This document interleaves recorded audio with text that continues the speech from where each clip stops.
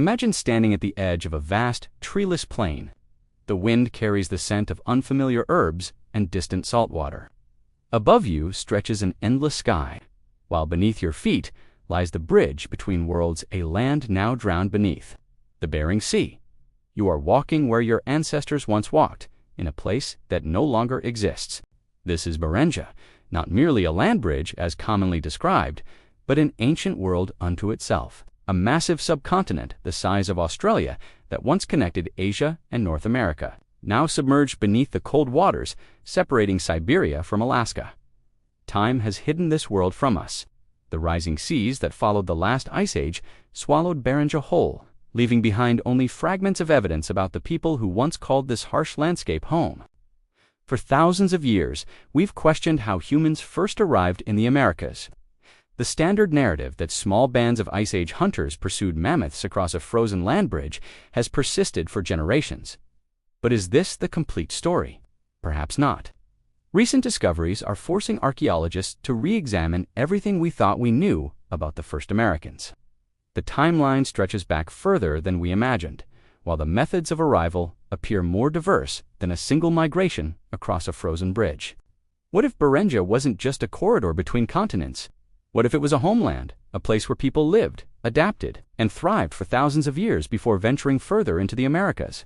Tonight, we explore this hidden world of 15,000 years ago.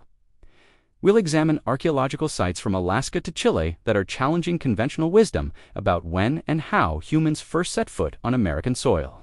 We'll investigate the latest genetic evidence that suggests the first Americans may have paused in Beringia for millennia, developing unique adaptations to survive in this harsh environment before continuing their journey south. Could some have traveled by boat hugging coastlines, now submerged beneath rising seas? Might others have ventured inland through ice-free corridors between massive glaciers? And how many waves of migration actually occurred? By the way, have you ever wondered what your ancestors were doing 15,000 years ago? Leave a comment with where you're from. I'm curious how many descendants of these ancient migrations are watching tonight. The story of human arrival in the Americas is a detective tale spanning continents and millennia. It's a narrative written in stone tools, ancient DNA, submerged landscapes, and even linguistic patterns that persist to this day. It's also a story of remarkable human resilience and adaptation of small bands of hunter-gatherers who ventured into unknown territories, facing extreme climates, unfamiliar predators, and landscapes constantly transformed by the retreat of continental ice sheets.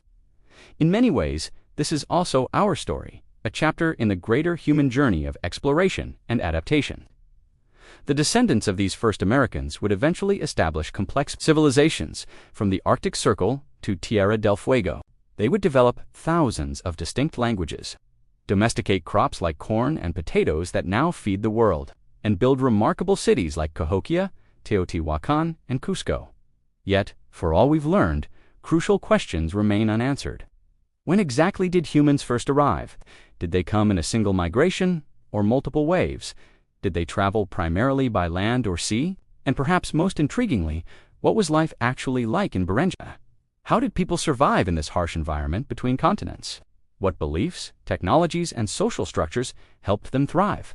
In tonight's exploration, we'll piece together this ancient puzzle using evidence from archaeology, genetics, geology, climatology, and indigenous oral traditions that have preserved memories across countless generations. We'll reconstruct the vanished landscape of Beringia, not as a barren, ice-covered bridge, but as a complex mosaic of tundra, shrubland, and sheltered valleys that may have supported human life for thousands of years.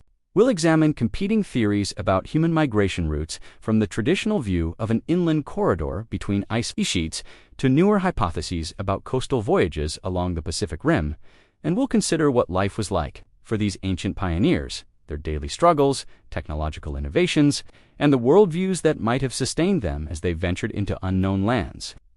This is a story written in footprints, now washed away by time, in campsites submerged beneath rising seas, and in genetic markers carried by descendants scattered across 2 continents. It's a narrative that continues to evolve as new discoveries force us to reconsider long-held assumptions. The pioneering archaeologists who first proposed human migration across the Bering Land Bridge could never have imagined how complex this story would become. Join me as we journey back.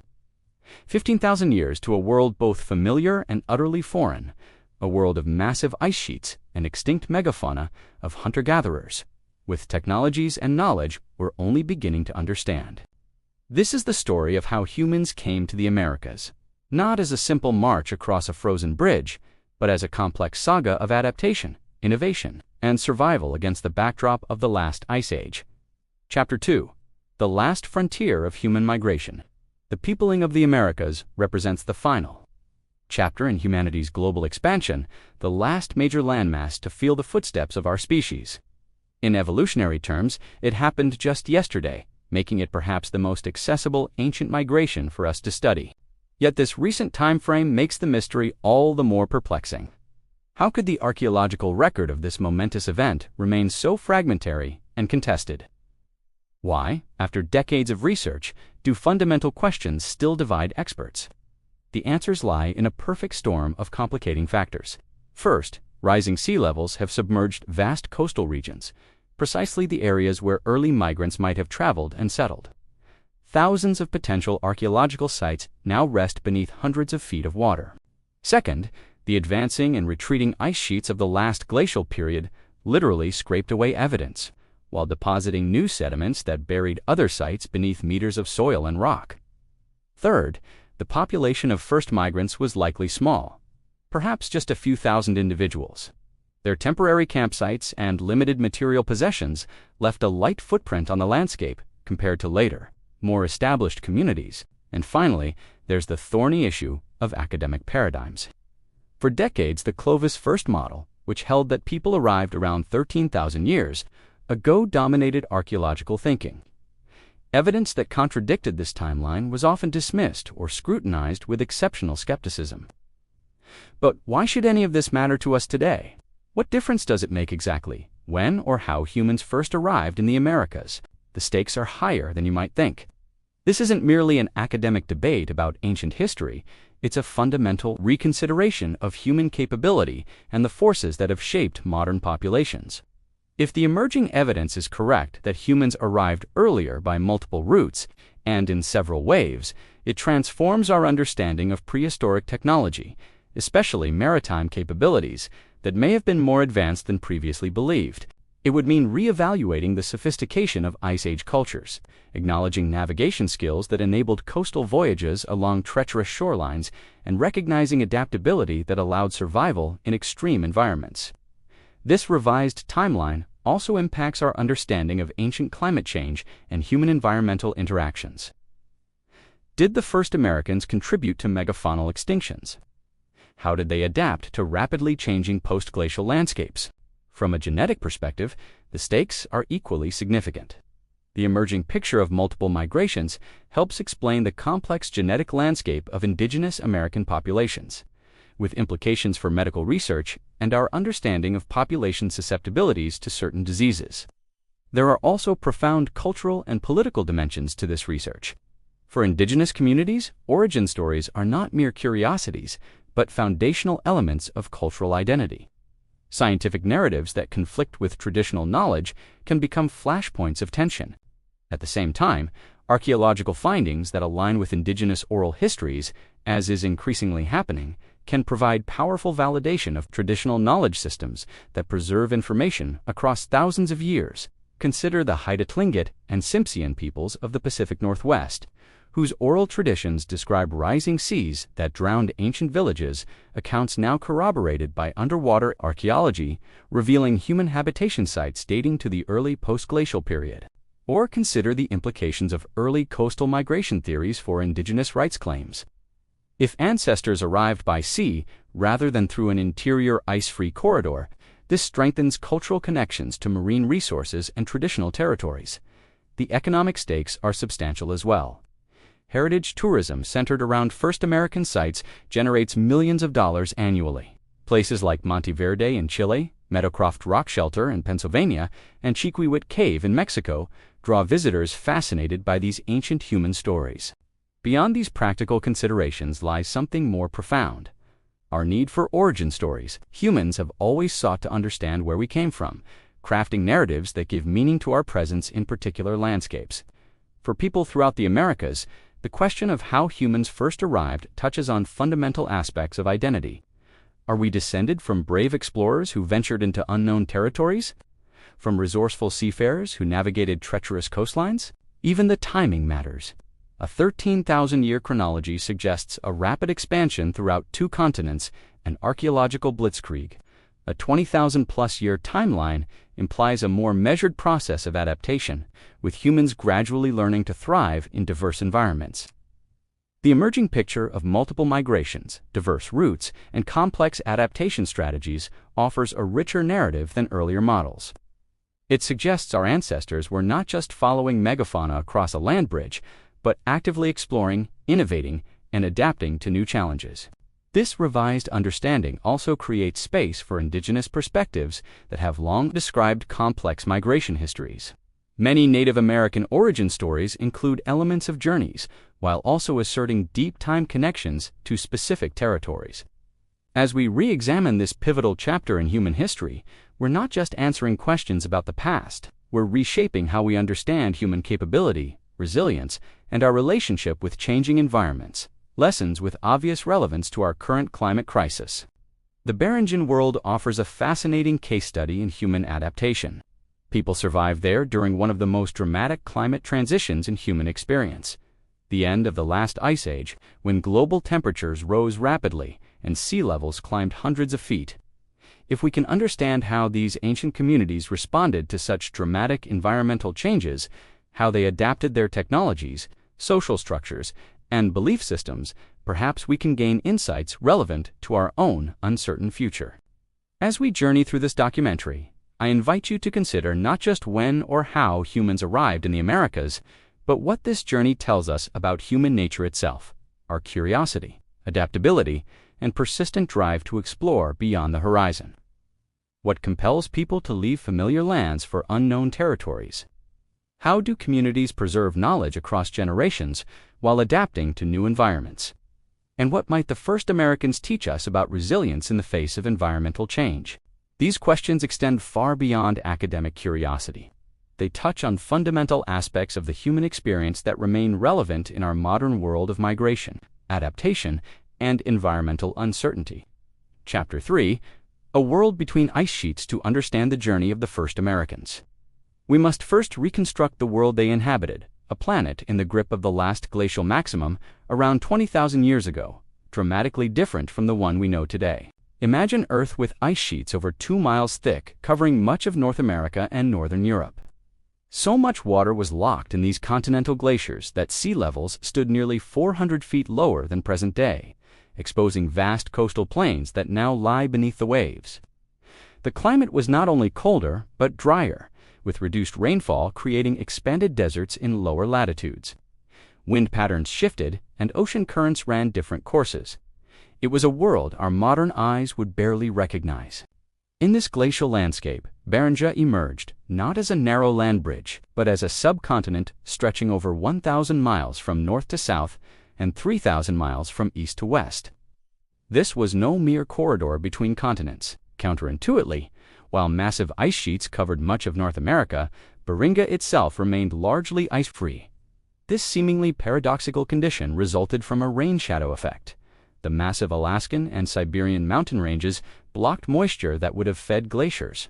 The result was a cold but relatively dry landscape, a patchwork of tundra, of shrubland, and steppe that scientists now call the Mammoth Steppe. Despite the harsh conditions, this environment supported a surprising diversity of plant and animal life. Woolly mammoths and steppe bison roamed in herds across the grasslands.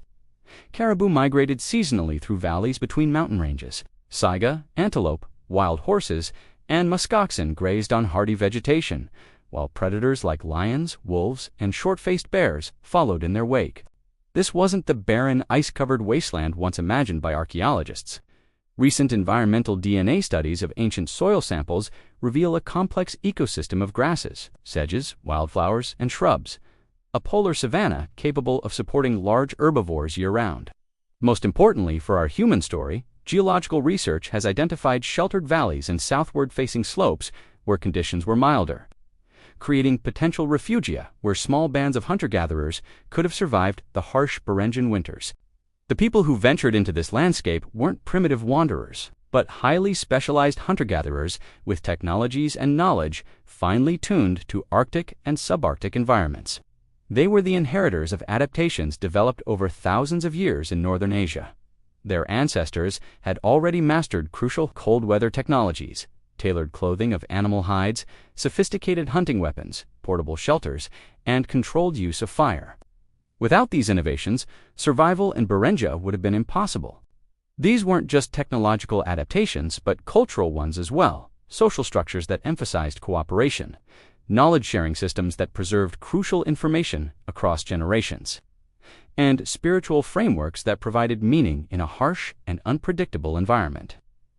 Genetic evidence suggests these people were descended from East Asian populations, but had already diverged significantly. By studying mitochondrial DNA and Y chromosome markers in modern Native Americans, scientists can trace ancestral lineages back to this period. A fascinating pattern emerges from this genetic data, evidence of what scientists call a Beringian standstill, rather than a quick journey across a land bridge. The genetic record suggests these populations may have remained isolated in Beringia for thousands of years. During this isolation period, perhaps lasting 5,000 to 10,000 years, these Beringian populations developed unique genetic markers, not found in their Asian ancestors or other populations. This suggests not just a transit corridor, but a homeland where generations lived and died. This genetic evidence aligns with a growing body of archaeological data, suggesting human presence in parts of Alaska and the Yukon dating back 20,000 years or more, well before the traditionally accepted timeline for human entry into the Americas. But what was drawing people northeastward in the first place? The traditional explanation pursuit of megafauna provides only part of the answer. Human migration rarely follows a simple pattern of tracking animal herds. More likely, it was a complex push-and-pull dynamic. Climate shifts in Central Asia may have pushed populations northward, while the rich maritime resources of the Beringian coast pulled them eastward. Along the shoreline of the Arctic Ocean, as these people moved, they weren't entering empty landscapes, but territories already occupied by other bands. Social factors, alliances, conflicts, marriages between groups would have influenced movement patterns as much as environmental conditions. And we shouldn't imagine this as a unidirectional migration. Evidence suggests movement back and forth between Siberia and Alaska, creating a dynamic frontier zone rather than a one-way journey into new lands. The timeline of this story continues to be revised. Until recently, scientists believed the ice sheets covering Canada created an impenetrable barrier to southward migration until around 13,000 years ago, when an ice-free corridor opened between the Cordilleran and Laurentide ice sheets. This corridor hypothesis neatly explained the sudden appearance of Clovis culture sites across North America around 13,000 years ago, supposedly the first evidence of humans south of the ice sheets, but this narrative has crumbled under the weight of new evidence. Sites predating Clovis have been discovered throughout the Americas, from Chiqua Cave in Mexico to Monteverde in Chile, forcing a fundamental reconsideration of migration routes and timelines. If people were in Chile 14,500 years ago, as Monteverde convincingly demonstrates, they must have bypassed the continental ice sheet somehow. The most plausible alternative route, a coastal journey along the Pacific shoreline. Such a maritime migration would have followed a kelp highway, productive coastal ecosystems rich in fish, shellfish, seabirds, and marine mammals that could sustain small groups of people as they moved southward along the coast. This coastal migration theory explains both the early dates at southern sites and the current lack of archaeological evidence along the route itself. The shorelines these people would have followed now lie hundreds of feet underwater, submerged by rising post-glacial seas. The picture that emerges is not of a single migration, but multiple waves of movement, some following coastal routes, others traveling inland when corridors became available, with complex patterns of advance retreat and cultural exchange over thousands of years. What did they carry with them on these journeys? Archaeologists have identified distinctive stone tool technologies, including microblade traditions that originated in Northeast Asia and appear in early Alaskan sites, technological signatures of these migrations. But they brought more than physical tools. They carried languages, spiritual beliefs, social structures, and ecological knowledge, cultural adaptations as important to survival as their material technologies. As we piece together this complex migration story, we're drawing on increasingly sophisticated methods from ancient DNA analysis to isotope studies of human remains that can reveal migration patterns, to computer modeling of ancient landscapes and climate conditions. Each new discovery forces us to reevaluate what we thought we knew. The peopling of the Americas is not a mystery solved, but a narrative constantly being revised as new evidence emerges from beneath the soil, the sea, and in the genetic code of living descendants. Chapter 4. Footprints in Time. In September 2021, an extraordinary announcement shook the archaeological world. Researchers working at White Sands National Park in New Mexico uncovered human footprints preserved in ancient lake sediments. The impressions' clear outlines of feet, some appearing to belong to teenagers and children, told a remarkable story. These weren't just any footprints. Radiocarbon dating of seeds embedded in the same layers dated them to between 21,000 and 23,000 years ago, at least 8,000 years earlier than the long-accepted timeline for human arrival in the Americas. If accurate, these dates don't just nudge the timeline back a bit, they shatter it completely. They suggest humans were walking the shores of an ancient lake in what is now New Mexico during the height of the last glacial maximum, when massive ice sheets still covered much of North America. The implications are profound. These dates would mean people had already reached the southern United States at a time when the traditional narrative held that humans hadn't yet entered Beringia, let alone moved south of the continental ice sheets. The White Sands footprints join a growing constellation of sites challenging the conventional chronology. At Chiquihuit Cave in Mexico, stone tools have been dated to approximately 30,000 years ago, though these findings remain controversial among many archaeologists. At Meadowcroft Rock Shelter in Pennsylvania, careful excavations have revealed human occupation, potentially dating to 16,000 years ago. At Paisley Caves in Oregon, human coprolites preserved feces have been dated to 14,300 years ago. And at Monteverde, in Chile, one of the most thoroughly documented early sites, clear evidence of human habitation dates to at least 14,500 years ago, with controversial deeper layers suggesting possible occupation as early as 18,500 years ago. What makes these discoveries so significant is not just their early dates, but their wide geographic distribution. These aren't anomalous findings clustered in one region. They represent a pattern of evidence spanning to continents. Yet each of these sites has faced intense scrutiny. Dating methods have been questioned, stratigraphic integrity challenged, and the human origin of artifacts disputed. This level of skepticism reflects how dramatically these findings contradict established paradigms. The traditional narrative, often called the Clovis first model, held that people arrived in North America around 13,000 years ago, as evidenced by the sudden appearance of distinctive spear points first discovered near Clovis, New Mexico in the 1930s.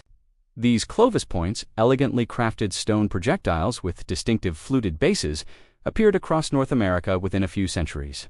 Their rapid spread and technological consistency suggested they represented the first human presence in the continent.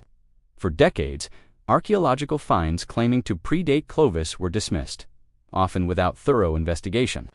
The phrase pre-Clovis became almost a pejorative term in some archaeological circles, with such claims requiring extraordinary evidence to be taken seriously. What's happening now is nothing short of a paradigm shift, a fundamental reevaluation of when and how humans first arrived in the Americas. This shift has been driven not just by individual discoveries, but by converging lines of evidence from multiple disciplines. Genetic studies, for instance, suggest a divergence between ancestral Native American populations and their Asian forebears occurring around 25,000 years ago, aligning with archaeological evidence for a much earlier human presence than previously acknowledged.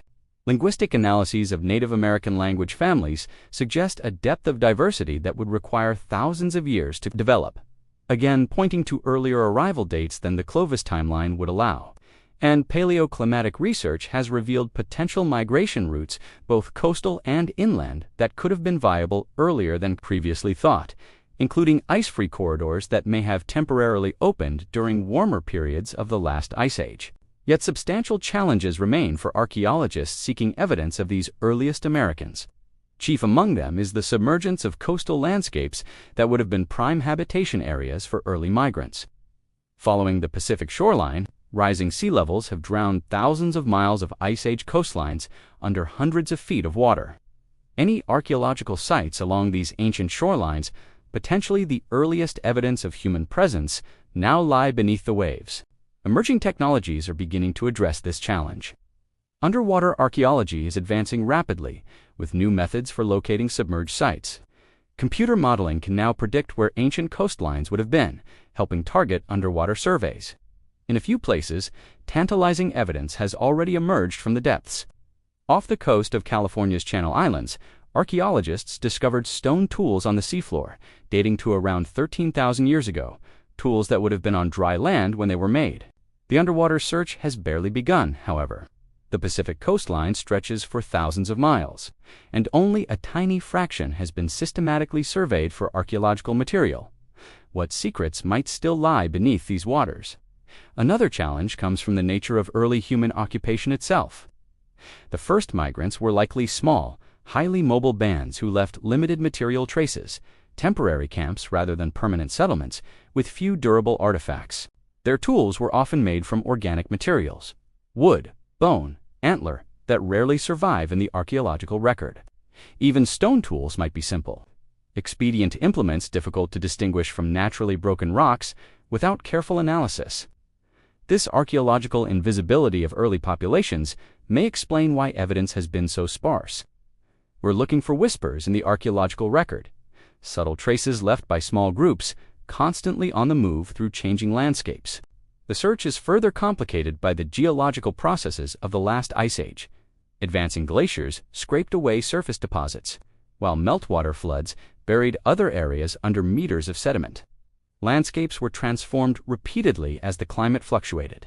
Despite these challenges, evidence continues to accumulate.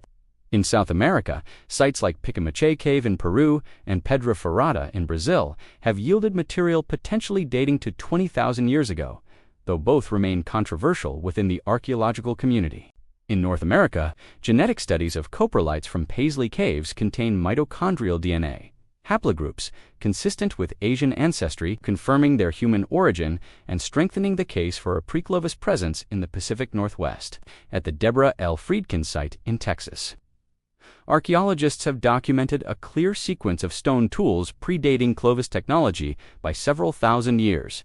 Evidence of an earlier cultural tradition they've named Buttermilk Creek Complex.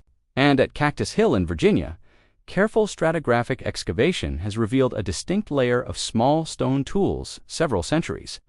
Older than the Clovis materials found in layers above, a tantalizing glimpse of the technology that preceded the famous fluted points. What's emerging from all these discoveries is not a simple replacement of one migration theory with another, but a much more complex picture of multiple migrations taking different routes at different times. Some groups may have followed the Pacific coast, others the Atlantic. Some may have traveled through interior corridors when they were ice-free. Still others might have crossed directly over the ice sheets themselves. A controversial but not impossible scenario. This multiplicity of routes and timing helps explain the genetic and linguistic diversity observed among indigenous American populations. It wasn't a single founding population, but several related waves of migration, each contributing to the complex tapestry of ancient American societies. As we've gathered more evidence about these earliest Americans, another mystery has deepened: the curious absence of their direct descendants in parts of North America. Genetic studies suggest some early populations may have disappeared entirely, replaced by later migrations. The most striking example comes from a 12,700-year-old skeleton discovered in a submerged cave in Mexico's Yucatan Peninsula.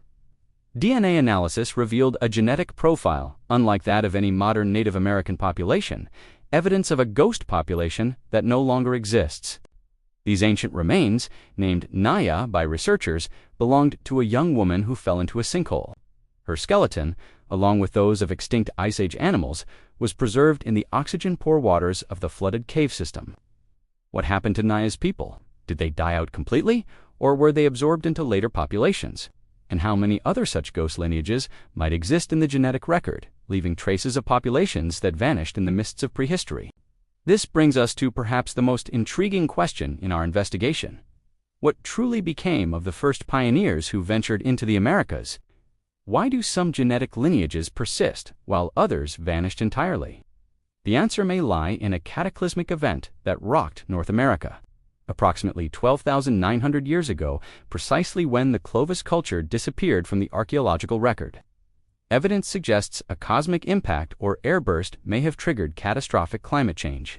Microscopic analysis of soil samples from dozens of archaeological sites has revealed a thin layer containing nanodiamonds, metallic microspherules, and other exotic materials consistent with a major cosmic impact event during this time period.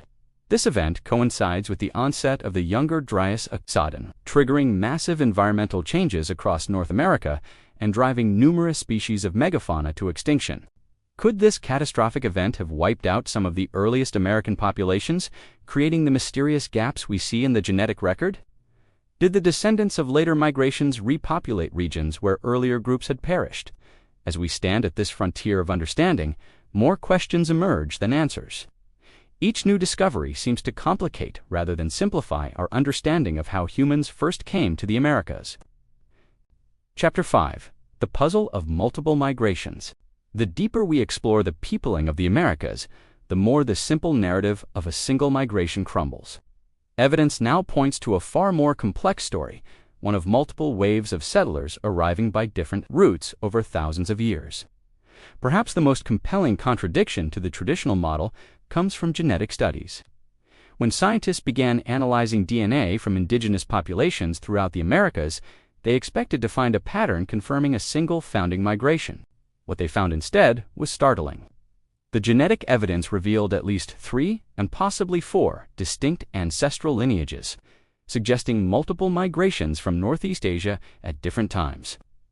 The oldest of these lineages appears to have arrived more than 15,000 years ago.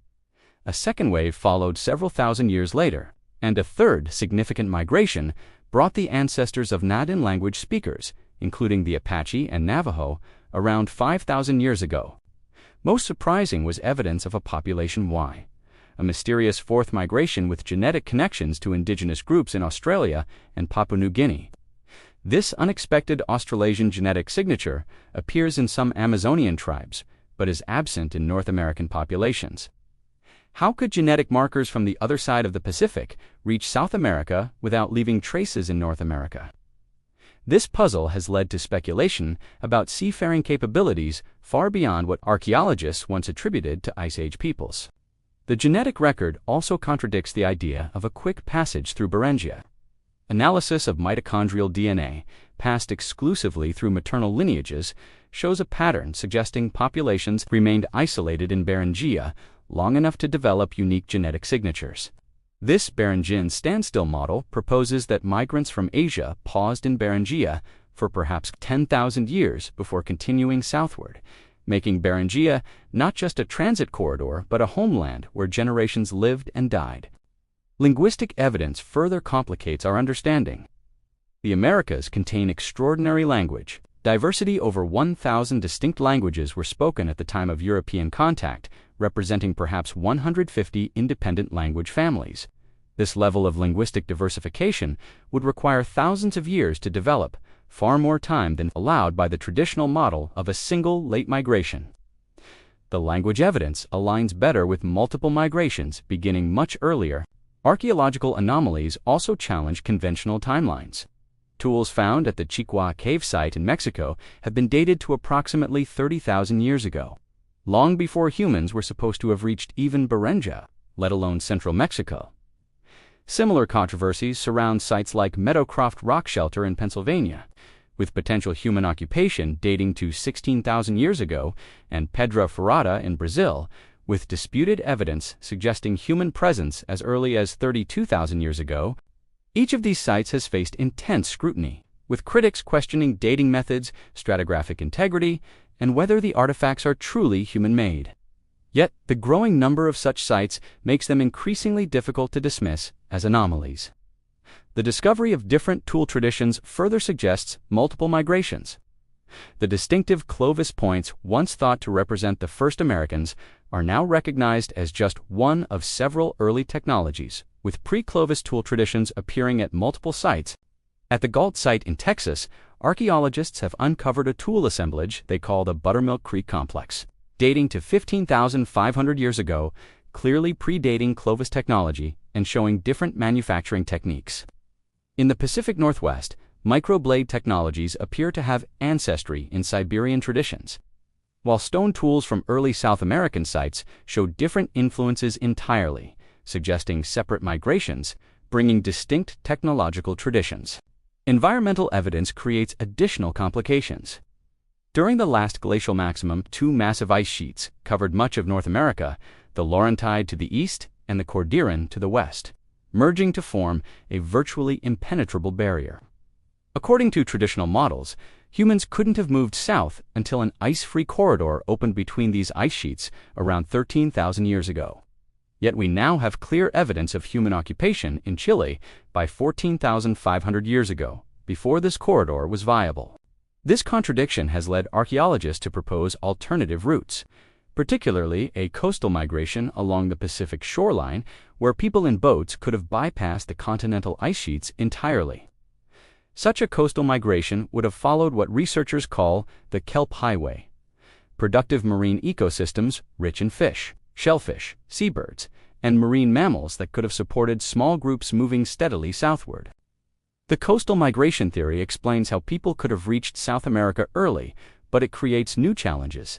If people traveled along Ice Age coastlines, their settlements now lie hundreds of feet underwater, submerged by rising sea levels that followed glacial melting. We have virtually no archaeological evidence from these drowned coastlines, though underwater, archaeology is beginning to search these areas with promising early results from sites like Channel Islands National Park off California. Another anomaly comes from skeletal morphology. Early human remains from the Americas show cranial features distinct from modern Native American populations. These differences were once attributed to separate migrations, though genetic studies have complicated this interpretation. The remains of Luzia, a woman who died in Brazil approximately 12,500 years ago, exhibited cranial features more similar to Australian Aboriginals or African populations than to later Native Americans or Northeast Asians. Similarly, the Kennewick Man, discovered in Washington state and dating to around 9,000 years ago, initially appeared to have features unlike modern Native Americans. Later genetic analysis, however, confirmed his ancestral connection to present-day indigenous peoples. I'm curious, have you ever visited any archaeological sites connected to early Americans? If you have, or if there's a particular aspect of this mystery that intrigues you most, I'd love to hear your thoughts in the comments. These morphological differences between early and later populations suggest complex demographic processes, perhaps multiple migrations followed by population replacements, or genetic drift, as small founding populations became isolated in different regions. Another contradiction emerges from coprolite studies, analysis of preserved human feces from sites like Paisley Caves in Oregon. These samples, dating to 14,300 years ago, contain DNA haplogroups linking them clearly to Asian ancestry. While this confirms the Asian origins of early Americans, the early dates contradict traditional models. These people were already deep in the American interior at a time when the ice-free corridor was likely still blocked by glaciers. Climate studies add further complications. Recent paleoclimatic research suggests the ice-free corridor, when it did open, may have been ecologically barren for centuries, a death trap lacking sufficient resources to support human migration. If the corridor was impassable until after humans had already reached South America, how did they get there? The coastal route becomes more plausible, but requires maritime adaptations and boat-building technologies rarely associated with Ice Age hunter-gatherers. Geological evidence creates additional anomalies. Massive floods from glacial Lake Missoula repeatedly scoured the Pacific Northwest during this period, potentially destroying archaeological evidence of early occupation in the region. These catastrophic floods, with water volumes comparable to all the world's rivers combined, would have obliterated settlements and campsites throughout the Columbia River Basin, creating gaps in the archaeological record that might never be filled. The biological puzzle of human-associated species adds another layer of complexity. Certain parasites, including species of lice found only in humans, showed genetic divergence patterns suggesting they arrived in the Americas through multiple separate migrations. Similarly, the distribution of domesticated dog lineages in the Americas suggests multiple introductions, evidence that humans brought canine companions with them in several distinct waves of migration. As anomalies accumulate, the simple narrative dissolves. We're left with a complex picture of multiple migrations arriving by different routes over thousands of years, some successful in establishing lasting populations, others perhaps disappearing without descendants. This revised understanding requires us to reimagine the capabilities of these ancient peoples. They weren't simply following animal herds across a land bridge, but navigating coastal waters, adapting to rapidly changing environments, and developing new technologies as needed. It also forces us to consider whether all early migrations contributed equally to the genetic heritage of modern Native Americans. Some lineages may have disappeared entirely, either dying out or being absorbed into larger populations over thousands of years. As we piece together this complex puzzle, one thing becomes increasingly clear. The peopling of the Americas was not a single event, but a long, multifaceted process spanning thousands of years and involving diverse groups with different technologies and survival strategies. Chapter 6: Echoes from the Forgotten World. Beyond the physical evidence of archaeology and genetics lie other sources that might illuminate the story. Of the first Americans, the oral traditions and origin stories passed down through countless generations of indigenous peoples throughout the Americas. For decades, scientists dismissed these traditions as mere mythology, stories without historical value. But a remarkable pattern has emerged in recent years. Archaeological discoveries increasingly aligned with details preserved in these ancient narratives. Consider the Hylitsic Nation of British Columbia, whose oral histories describe ancestors living in ice-free refugia along the coast during the last ice age. In 2015, archaeologists discovered a 14,000-year-old settlement on Triquet Island, exactly where Hylitsic traditions place their ancestors. Similarly, Tlingit and Haida stories speak of a time when sea levels were much lower, and people could walk to now submerged islands. Underwater archaeology has confirmed the existence of ancient shorelines and human habitation sites, now hundreds of feet below the waves. These aren't isolated examples. Throughout the Americas, indigenous oral histories often include elements that align with what we're learning about the post-glacial environment, rising seas, changing landscapes, and encounters with now-extinct animals. The Yakama Nation of Washington State preserves traditions describing catastrophic floods that reshaped the landscape. Events now recognized as the massive outbursts from glacial Lake Missoula that repeatedly scoured the Columbia River Basin during the late Ice Age. Cherokee traditions include stories of a migration across a cold northern land, while many Algonquian myths describe an origin in the far northwest and a journey eastward, narratives potentially preserving memories of ancient migrations across Beringia and into North America. In South America, numerous indigenous groups maintain stories about arriving by sea, traditions that align with the coastal migration theory, now gaining support among archaeologists. These narratives often describe voyages in red boats along the Pacific coast.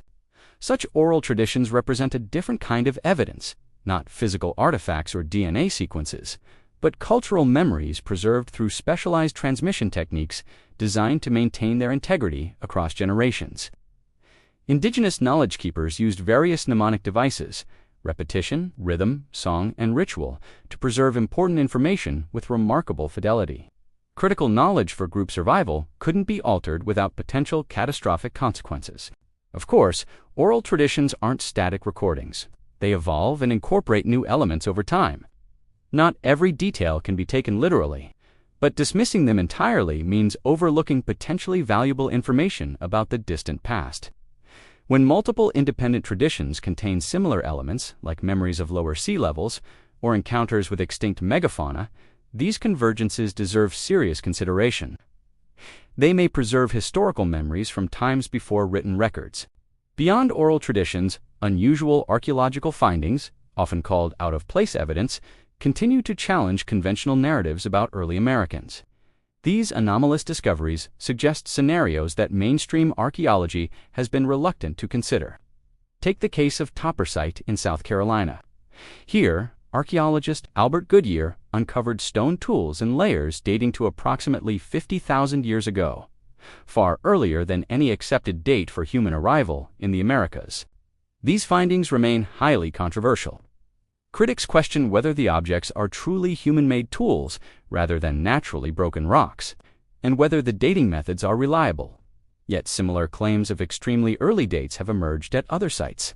At Cerruti Mastodon site in California, researchers claimed evidence of human activity dating to approximately 130,000 years ago, based on mastodon bones that appeared to have been broken with stone tools while fresh. Such extreme claims face appropriate skepticism from the scientific community. They would require completely rewriting human evolutionary history in the Americas, yet dismissing them outright risks, overlooking potentially important evidence. Another category of anomalous evidence comes from skeletal remains with unexpected features. The Spirit Cave mummy from Nevada, dating to approximately 10,600 years ago, exhibited preservation techniques and cranial features that initially suggested links to populations in Europe or the Near East. Similarly, Kennewick Man's discoverers initially suggested he had Caucasoid features. Although genetic analysis later confirmed his Native American ancestry, these early misinterpretations fed into controversial Solutrean hypothesis claims about European migrations to ancient America. The Solutrean hypothesis proposes that people from what is now France and Spain crossed the North Atlantic during the last glacial maximum, following the edge of the sea ice in much the same way that Inuit hunters do today. Proponents point to similarities between Solutrean stone tool technologies from Europe and the later Clovis points of North America. Both feature sophisticated bifacial flaking techniques and the creation of thin, elegant projectile points. Most archaeologists and geneticists reject this hypothesis. Genetic evidence shows clear Asian ancestry for Native Americans, with no evidence of European DNA in pre-Columbian populations. The technological similarities are viewed as coincidental convergent evolution. Yet the hypothesis persists in popular culture and remains a subject of debate. It highlights how narratives about human migration can become entangled with modern political and cultural identities, adding complexity to an already challenging scientific question. Other out-of-place findings include apparent cultural anomalies like the Olmec colossal heads of Mexico, whose African-appearing features have sparked alternative migration theories, despite clear evidence of their indigenous American origin. If you've stayed with me this far on our journey through ancient America, I'm curious which aspect of this mystery fascinates you most. Are you drawn to the archaeological evidence, the genetics, or perhaps the preserved oral traditions? Share your thoughts in the comments. We must also consider the possibility of maritime contact across the Pacific in later periods. The sweet potato, native to the Americas, somehow reached Polynesia by around 1000 CE. Clear evidence of at least some trans-Pacific contact before European exploration. Did such contacts occur earlier? Some researchers point to similarities between pottery styles in coastal Ecuador and Japan, dating to around 3000 BCE. Others note linguistic parallels between certain South American languages and those of Austronesian peoples of Southeast Asia. While none of these connections necessarily relates to the initial peopling of the Americas, they remind us that ancient peoples were more mobile and interconnected than traditional archaeological narratives often acknowledge. We might also consider mysterious genetic findings, like the presence of mitochondrial haplogroup X in some Native American populations. While most Native American genetic lineages clearly originated in Asia, haplogroup X has strongest connections to Western Eurasia. How did this genetic marker reach North America? Most geneticists believe it traveled through Beringia with other Asian lineages, but its Western Eurasian distribution pattern has fueled alternative theories about pre-Columbian contacts across the Atlantic. Then there's the curious case of blood type distributions. The O blood type predominates among indigenous Americans, while B is virtually absent, a pattern suggesting either a founder effect from a small initial population or selection pressures favoring type O. Another category of evidence comes from linguistic analysis. Some researchers have proposed connections between Nadine languages of North America and the Yeniseian language family of Siberia, potentially preserving evidence of one of the later migrations across Beringia.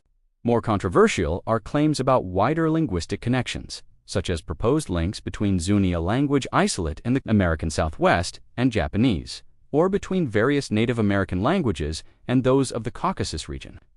Most linguists remain skeptical of such distant connections, noting that similarities can arise through chance and that reliable linguistic reconstruction becomes increasingly difficult beyond about 8,000 years. Yet the debate continues. Material cultural anomalies add to the puzzle. Stone tools found at the Huayatlaco site in Mexico in the 1960s were dated to approximately 250,000 years ago, a chronology so extreme that most archaeologists dismissed it outright as laboratory error. Similarly, claims of human presence in the Americas dating to the Pliocene epoch, millions of years ago, have appeared occasionally in the literature but are rejected by mainstream science as misinterpreted evidence or dating errors. What's fascinating about these controversies is how they illustrate the tension between evidence and established paradigms. Scientific progress often occurs at this boundary, where anomalous findings force reconsideration of accepted frameworks. The history of research into early Americans demonstrates this pattern clearly. Findings once dismissed as impossible, like Preclovis occupation of Monteverde, are now accepted as established fact. Today's controversial claims might be tomorrow's textbook material.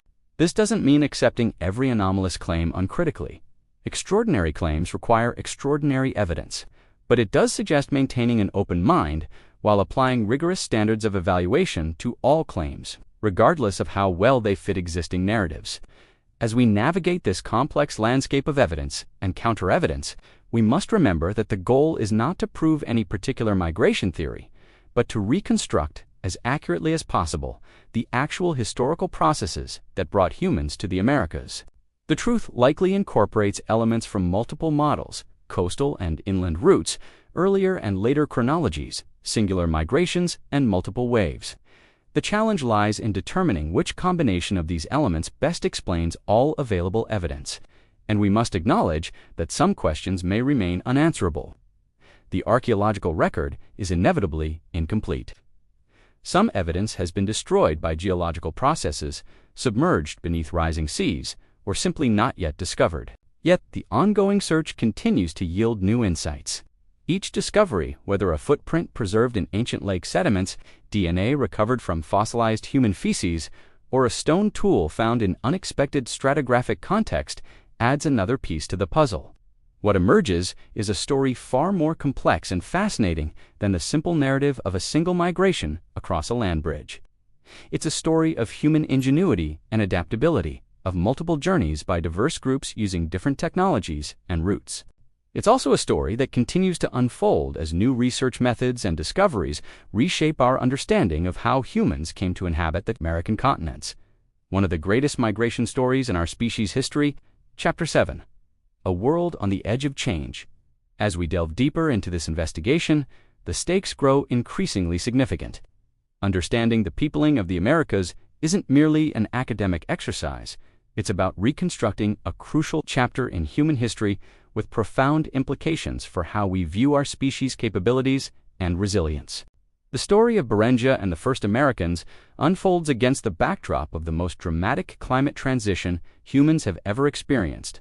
The end of the last ice age, when global temperatures rose rapidly and sea levels climbed hundreds of feet.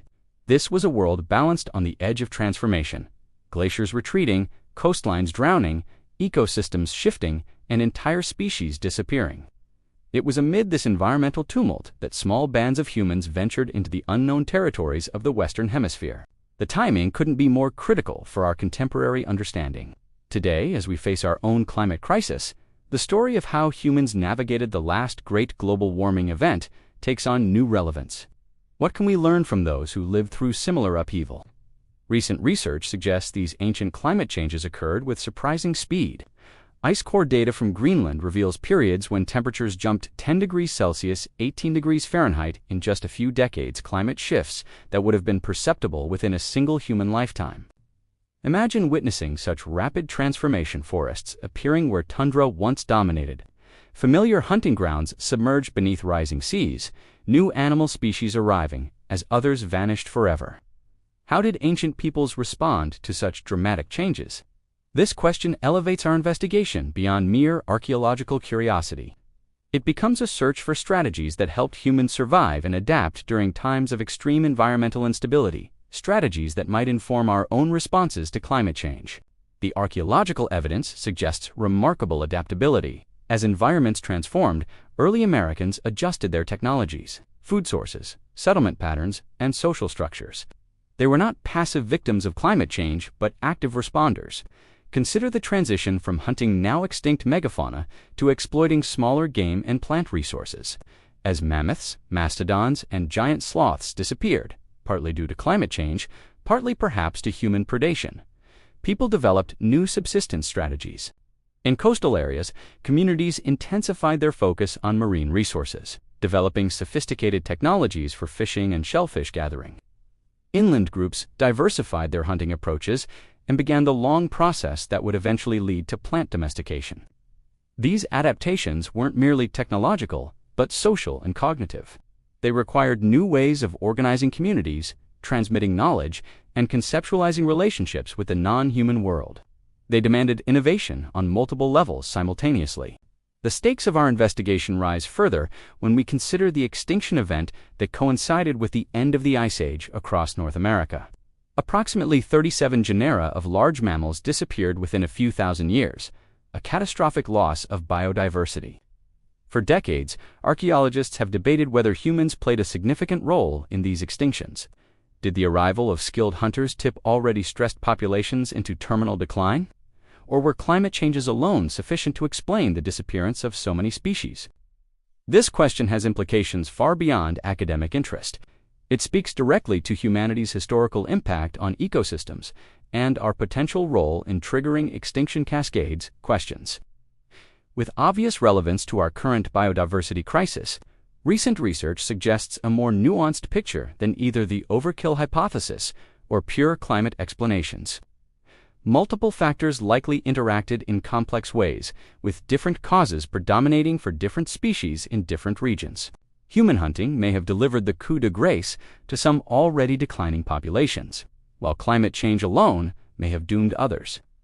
The reality was likely a complex interplay of factors, a pattern that modern conservation biology increasingly recognizes. This perspective shifts how we view early Americans, not as either innocent bystanders or ecological devastators, but as one factor among many in a complex system undergoing rapid change. It's a more nuanced understanding with parallels to our current environmental challenges. The stakes escalate further when we consider the development of distinct adaptations among different American populations. As people spread throughout 2 continents, they encountered wildly varying environments, from Arctic tundra to tropical rainforest. In each region, humans developed specialized technologies, social structures, and knowledge systems suited to local conditions. This diversification represents one of the most remarkable examples of human adaptability in our species' history. Arctic peoples created sophisticated technologies for cold weather survival, from toggle harpoons to tailored clothing that outperforms modern synthetics in extreme conditions. Amazonian groups developed intricate knowledge of thousands of plant species and their uses.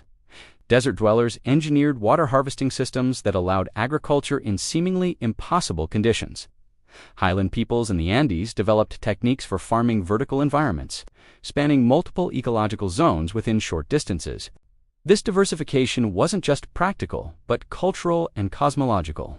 Different environments fostered different worldviews, spiritual systems, and social organizations, creating the extraordinary cultural diversity that characterized pre-Columbian America.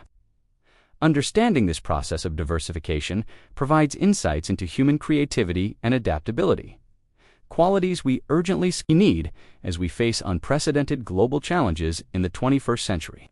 The story of early Americans becomes a case study in human resilience. The stakes of our investigation reach yet another level when we consider how cultural practices modified environments. Early Americans weren't just adapting to landscapes, they were actively reshaping them through fire management, selective cultivation, and other practices. Recent research in Amazonia has revealed that much of what was once thought to be pristine rainforest shows signs of ancient human management, from anthropogenic soils enriched with charcoal to the distribution patterns of economically valuable tree species. In North America, indigenous burning practices maintained open woodlands and prairies that European settlers mistook for wilderness. These cultural landscapes supported higher biodiversity than either closed forests or the agricultural monocultures that replaced them. Such findings challenge our conventional division between natural and cultural landscapes. They suggest that humans have been ecosystem engineers for millennia, sometimes enhancing rather than degrading biodiversity through their management practices. This perspective has profound implications for conservation biology and restoration ecology. If many ecosystems co-evolved with human management, then excluding human activities entirely may not always be the best strategy for preserving biodiversity. It also raises questions about environmental justice and indigenous rights. If traditional management practices shaped ecosystems now valued for conservation, don't the descendants of those traditional managers have special claims to participation in contemporary stewardship? I've been discussing what fascinates me most about these ancient migrations, but I'm curious about your perspective. What aspect of early human history in the Americas most captivates your imagination? Share your thoughts in the comments below. The investigation grows more complex as we consider the development of agriculture, one of humanity's most transformative innovations. In the Americas, plants were domesticated independently in multiple centers, from Mesoamerica to the Andean highlands to the eastern woodlands. Maize, potatoes, tomatoes, peppers, beans, squash, cassava, quinoa, these and dozens of other crops were transformed from wild plants into productive agricultural staples through generations of selective breeding. This process began as early as 10,000 years ago in some regions. The timing and process of domestication provide crucial insights into human-environmental interactions. Agriculture didn't simply replace hunting and gathering overnight, but emerged gradually through increasingly intensive management of wild plant populations. This transition represented not just technological change, but profound social reorganization. The development of agriculture enabled population growth, permanent settlements, social stratification, and eventually the rise of cities and states throughout the Americas. By the time of European contact, the Americas were home to sophisticated civilizations, with accomplishments rivaling those of Eurasia, from the massive urban center of Teotihuacan to the mathematical and astronomical knowledge of the Maya to the engineering feats of the Inca. All of this complexity grew from the initial migrations we've been investigating, small bands of hunter-gatherers who ventured into unknown territories during the last ice age. Their journey represents the beginning of a remarkable story of human adaptation and innovation. All of this complexity grew from the initial migrations we've been investigating, small bands of hunter-gatherers who ventured into unknown territories during the last ice age. Their journey represents the beginning of a remarkable story of human adaptation and innovation. Yet another dimension emerges when we consider health and disease.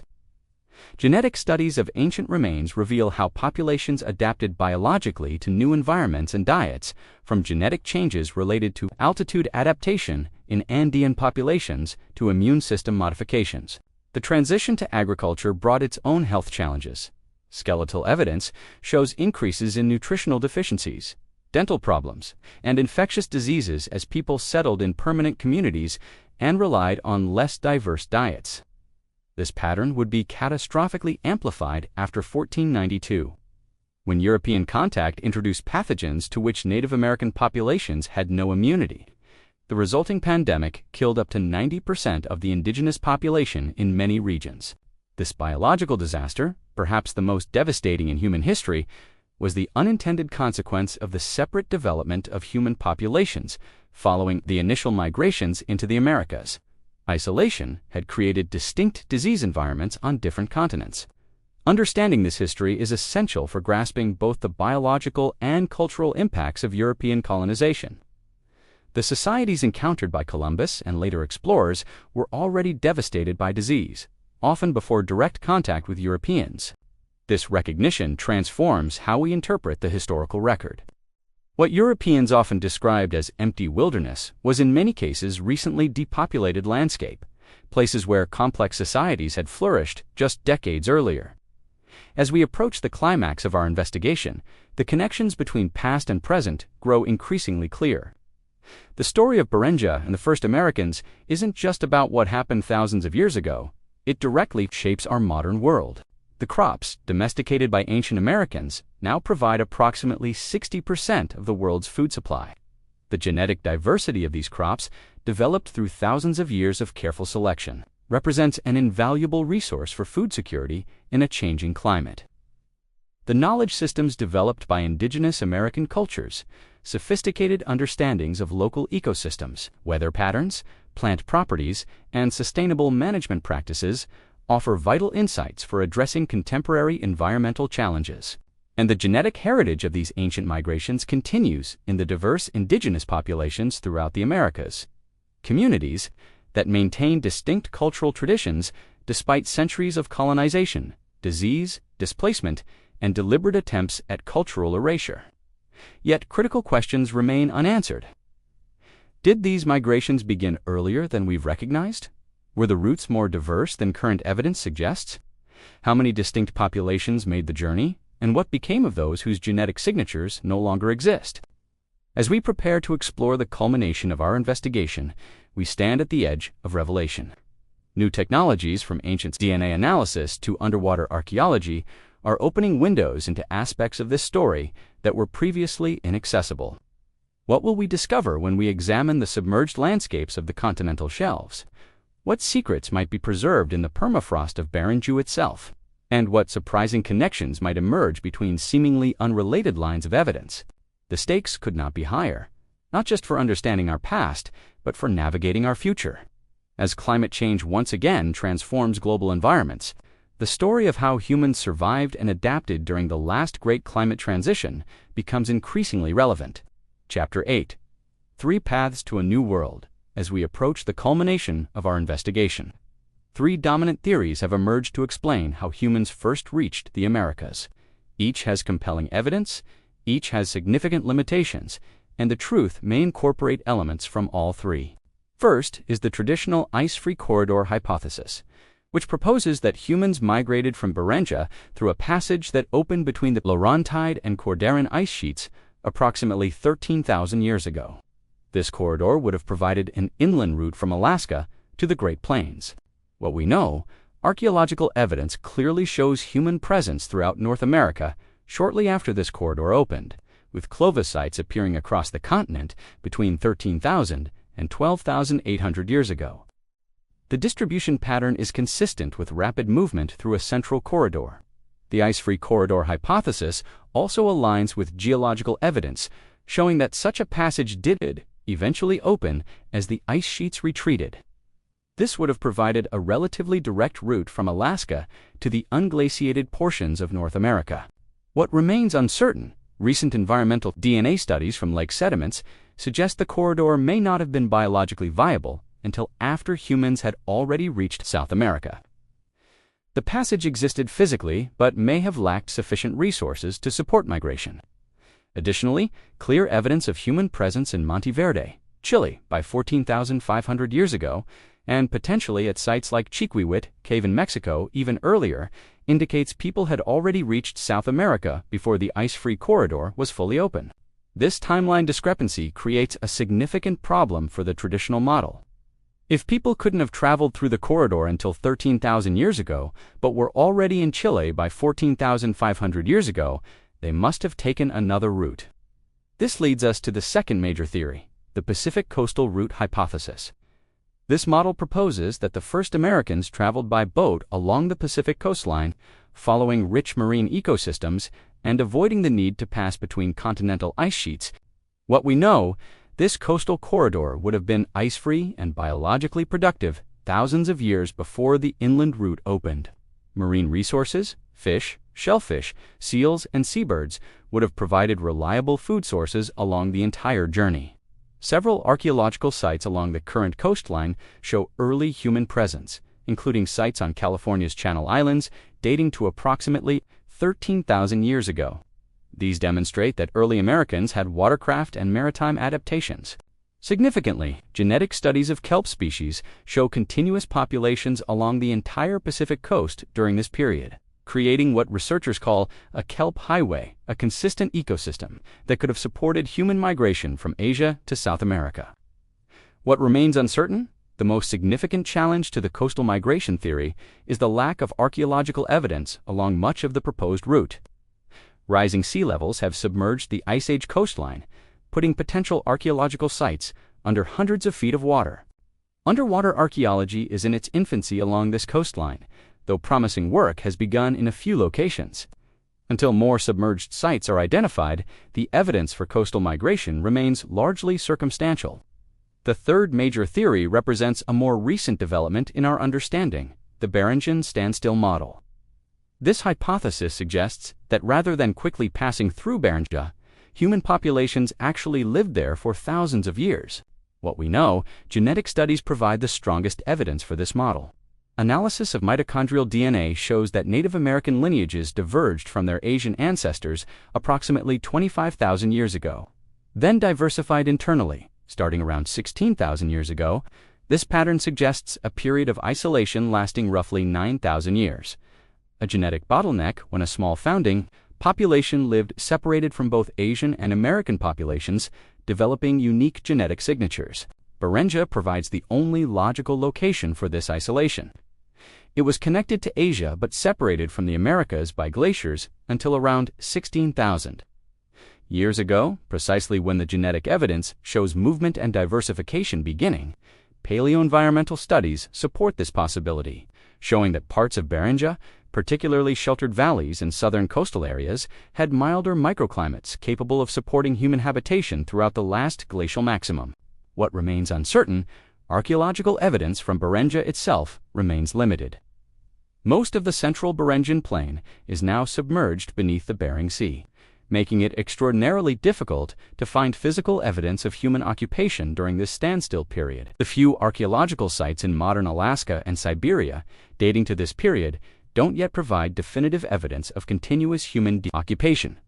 Throughout the last glacial maximum, though this may reflect the limited scope of excavations rather than actual absence, while these three models are often presented as competing explanations, the growing consensus among researchers is that they may all be partially correct.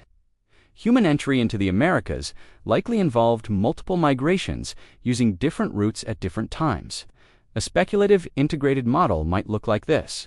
Small populations lived in Beringia during the last glacial maximum, developing unique genetic and cultural adaptations.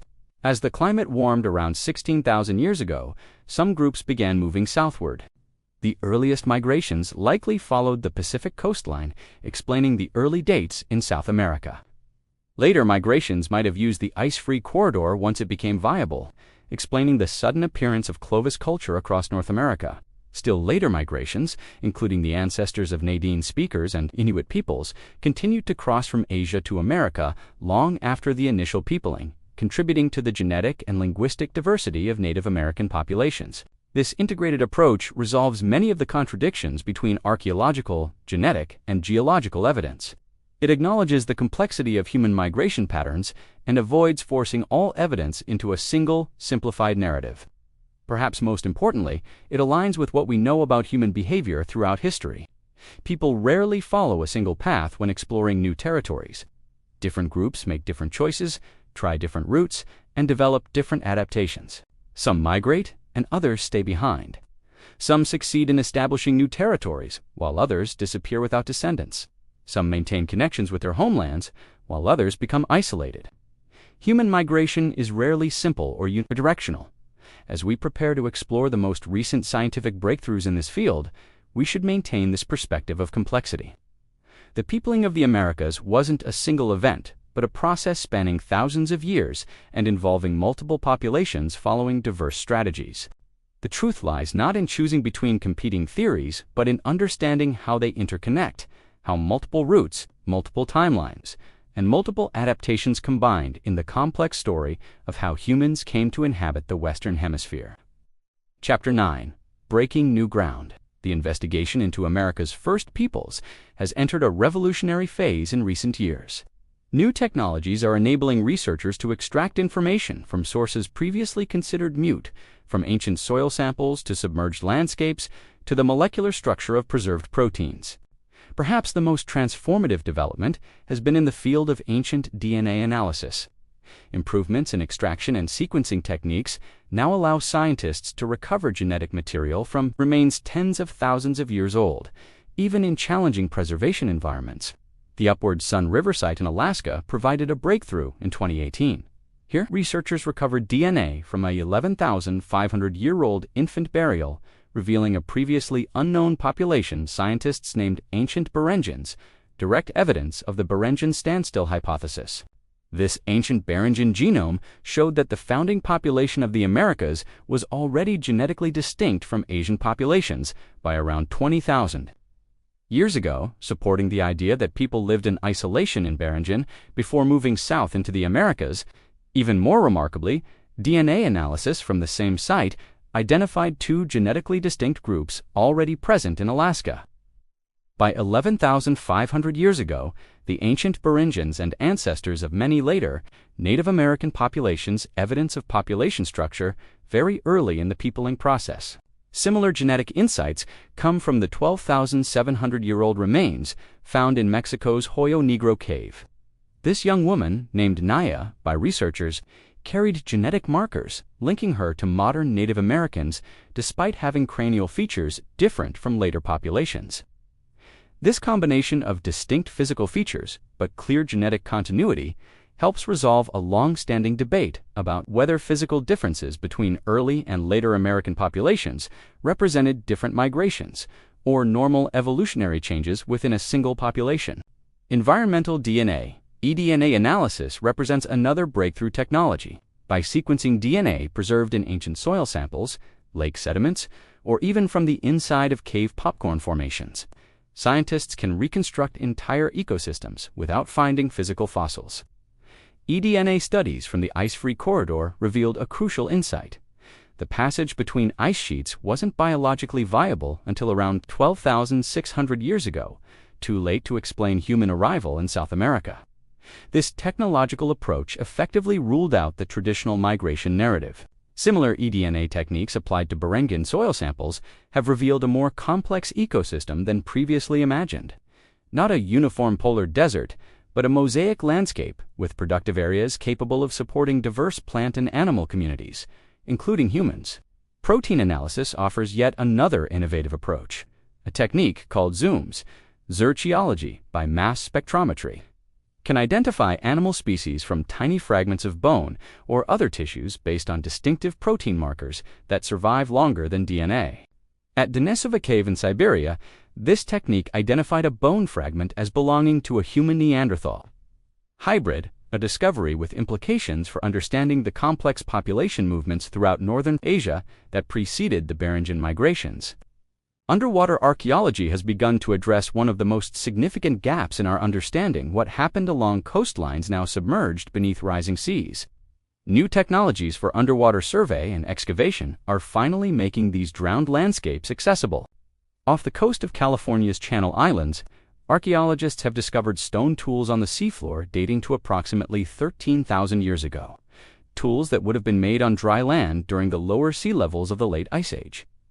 Similar underwater research along Florida's Gulf Coast has identified preserved ancient river channels containing worked wood and butchered mastodon remains dating to around 14,500 years ago.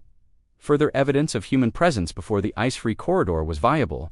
The most ambitious underwater projects are now targeting the continental shelf off Alaska and British Columbia, the most likely route for early coastal migrations. Though challenging due to depth and conditions, initial surveys have identified promising submerged landforms. Isotope analysis represents another powerful investigative tool.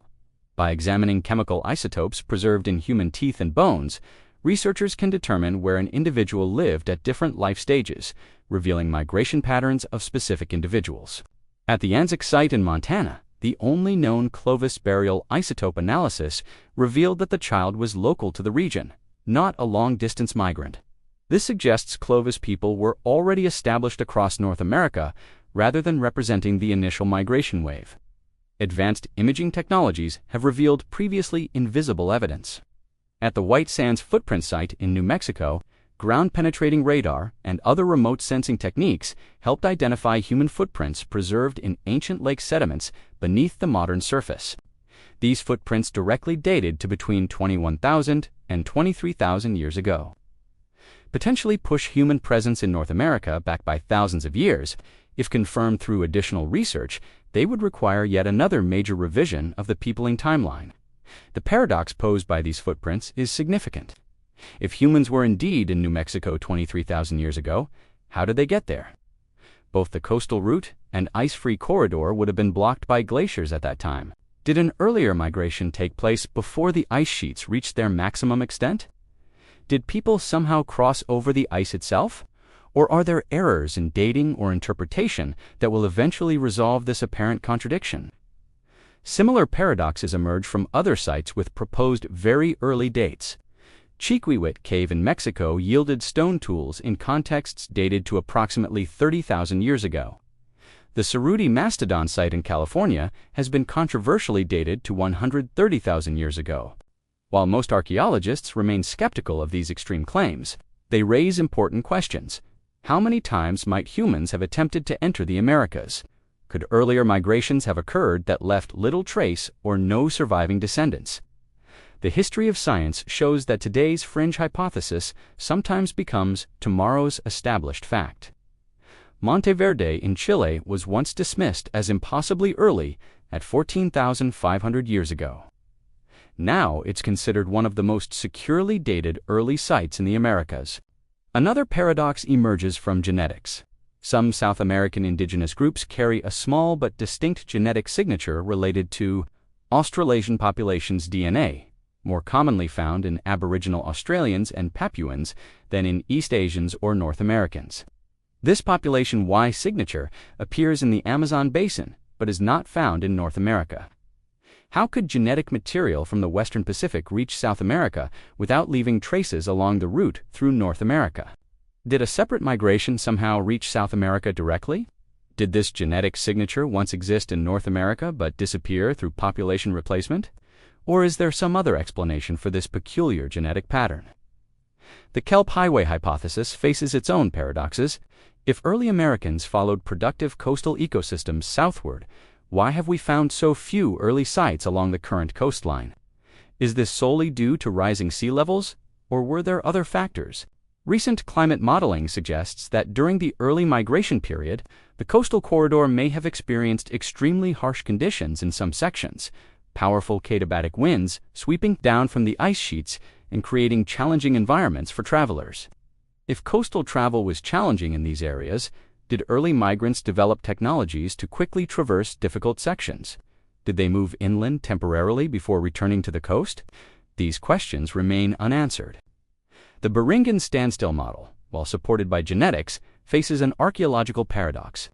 If people lived in Beringia for thousands of years, where are their sites? The limited archaeological evidence from this period doesn't yet match the genetic implications. Is this simply because most of Beringia is now underwater? Or did the Beringian population remain small and mobile, leaving minimal archaeological traces? Perhaps both factors contribute to this apparent contradiction. As we approach the culmination of our investigation, these paradoxes remind us of how much remains unknown. Each breakthrough answers some questions while raising others. The story grows more complex rather than simpler with each new discovery. Yet patterns are emerging from this complexity, patterns that allow us to construct a more coherent narrative than ever before. Even while acknowledging the uncertainties and contradictions that remain, it is to this emerging synthesis that we now turn. Chapter 10, The Beringian Tapestry After Decades of Research and Recent Technological Breakthroughs. A new understanding of America's first peoples is emerging. Not a simple narrative of a single migration across a land bridge, but a complex tapestry of multiple movements, adaptations, and interactions spanning thousands of years. The central revelation appends the traditional textbook account. Beringia wasn't merely a bridge between continents, but a homeland, a place where people lived, adapted, and developed unique cultural and genetic signatures over thousands of years before continuing their journey into the Americas. What we know with increasing certainty is that between roughly 30,000 and 20,000 years ago, as the last glacial maximum intensified, small bands of hunter-gatherers from northeastern Asia moved into Beringia, not necessarily with the intention of discovering new continents.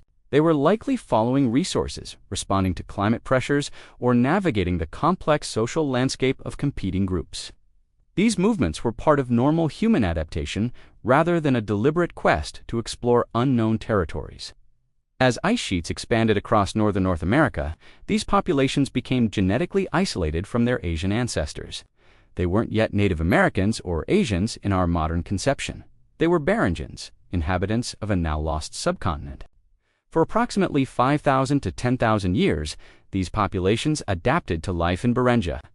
They developed specialized technologies for Arctic survival, knowledge systems attuned to local resources, and social structures that facilitated cooperation in a challenging environment. Genetic evidence confirms this long isolation period.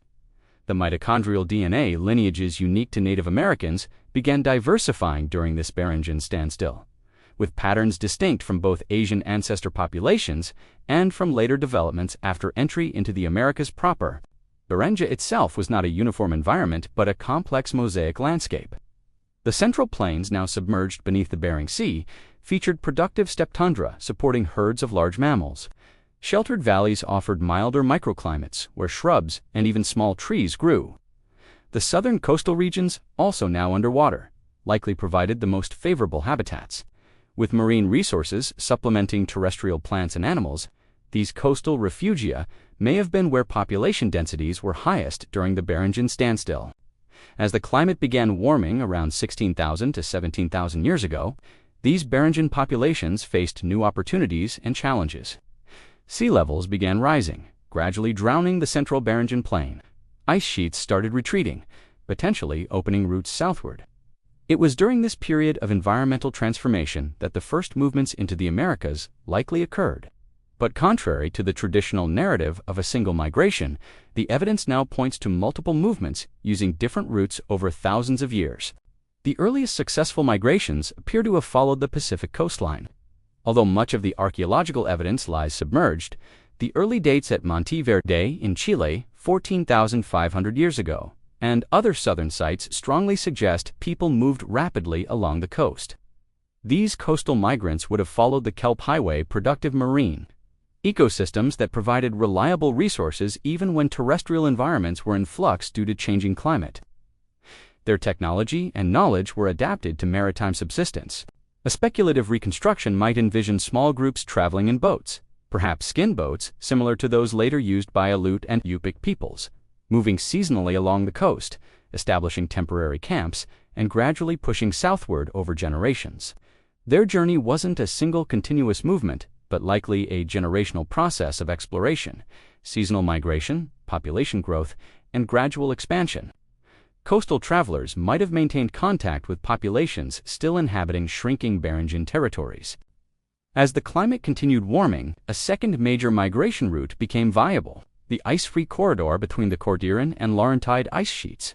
By approximately 13,000 years ago, this passage had become biologically productive enough to support human movement. Of Clovis culture across North America between 13,000 and 12,800 years ago, between 13,000 and 12,800 years ago. Whether Clovis represents a separate migration or the rapid spread of a technology among already present populations remains debated. A third significant migration arrived much later, approximately 5,000 years ago, bringing the ancestors of Nadine language speakers, including Apache and Navajo peoples. This migration has been confirmed through both genetic and linguistic evidence. The most recent major migration brought the ancestors of modern Inuit and Yupik peoples around 5,000 to 4,000 years ago. Their Thule culture spread rapidly across the Arctic, with technological adaptations specialized for northern coastal environments. Beyond these major movements, smaller migrations likely occurred throughout the period. The Americas weren't hermetically sealed after initial entry. Evidence suggests continuing interaction across the Bering Strait, even after Beringia was fully submerged. The picture that emerges is not of a single founding population, but of multiple related groups arriving at different times, following different routes, carrying different technologies, and adapting to different environments throughout the Americas. This complex history helps explain the extraordinary diversity that developed. In the Americas, over 1,000 distinct languages, diverse physical characteristics, and myriad cultural adaptations ranging from Arctic hunting to tropical agriculture to high-altitude pastoralism. It also explains some of the genetic puzzles that have long confused researchers, such as the Australasian-like population-wise signature in Amazonian groups.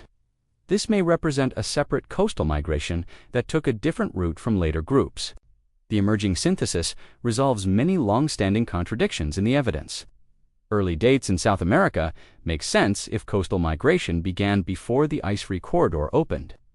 Different migration routes explain the distinct archaeological traditions that developed.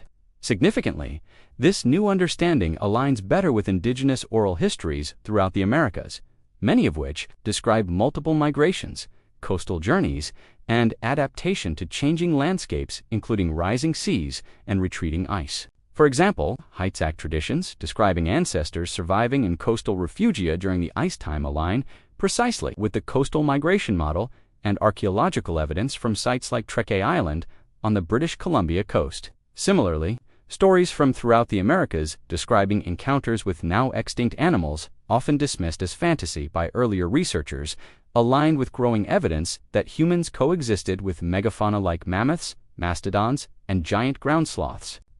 This convergence between scientific evidence and indigenous knowledge represents more than academic validation. It suggests that oral traditions, properly interpreted, can preserve historical information across thousands of years, information valuable to modern researchers. The emerging narrative also has profound implications for understanding human adaptability. The first Americans navigated one of the most dramatic climate transitions in human history, the end of the last ice age, developing new technologies and social systems as needed. They witnessed sea levels rising hundreds of feet, coastlines moving dozens of miles, entire ecosystems transforming, and numerous species disappearing forever. Through all this environmental tumult, they not only survived, but thrived, eventually developing diverse civilizations. This demonstrated capacity for adaptation offers crucial perspectives as we face our own climate crisis. The strategies that helped ancient Americans navigate environmental change, technological innovation, knowledge sharing, social cooperation, and cultural flexibility remain relevant today. Perhaps most importantly, this revised understanding of American prehistory restores complexity and agency to the narrative. The first Americans weren't simply following animal herds across a land bridge, but making sophisticated decisions in response to changing conditions. They were innovators who developed new technologies when needed, careful observers who tracked subtle environmental changes, and resilient communities who preserved crucial knowledge across generations, despite dramatic transitions in their world. This wasn't a simple story of discovery, but a complex saga of human adaptation, innovation, and resilience against the backdrop of the most significant climate transition humans have experienced. It's a story with profound relevance for our uncertain future. As we conclude our journey through the ice and time, we return to where we began, the submerged landscape of Beringia, now hidden beneath the waves of the Bering Sea. Though this world has vanished, its legacy persists in the DNA, languages, and cultural memories of indigenous peoples throughout the Americas. The story of America's first peoples isn't finished. Each year brings new discoveries, from footprints preserved in ancient lakebeds to genetic signatures extracted from impossibly small bone fragments. Each finding adds another thread to the complex tapestry of human migration. What remains most remarkable is not just that people successfully navigated the challenging landscapes of Ice Age Beringia, but that they thrived, developing technologies and knowledge systems so successful that their descendants would eventually populate 2 continents from the Arctic to Tierra del Fuego. This capacity for adaptation, for finding opportunities in changing environments, rather than merely surviving them, represents perhaps the most important lesson from the Beringian world. It's a reminder of human resilience and ingenuity in the face of environmental transformation. As we face our own era of rapid climate change, the story of Beringia and America's first peoples offers both perspective and possibility. These ancient pioneers navigated environmental shifts far more dramatic than those we've experienced so far, developing creative solutions to unprecedented challenges. Their journey across time and landscape reminds us of our own adaptive capacity, not just technological but cultural, not just individual but collective. The story of human migration has always been one of innovation, cooperation, and resilience in the face of uncertainty. Beyond the scientific implications, there's something deeply moving about this ancient human story. Standing on the shores of Alaska or Siberia today, looking out across the waters that cover ancient Beringia, we're connected across time to those who stood in the same places 15,000 years ago. Their world is lost to us, except through fragments of evidence and imagination. Yet their legacy surrounds us, in the faces of their descendants, in technologies that evolved from their innovations, and in landscapes shaped by their presence. If you've enjoyed this journey through ancient America as much as I have, consider subscribing to our channel for more explorations of human history and adaptation.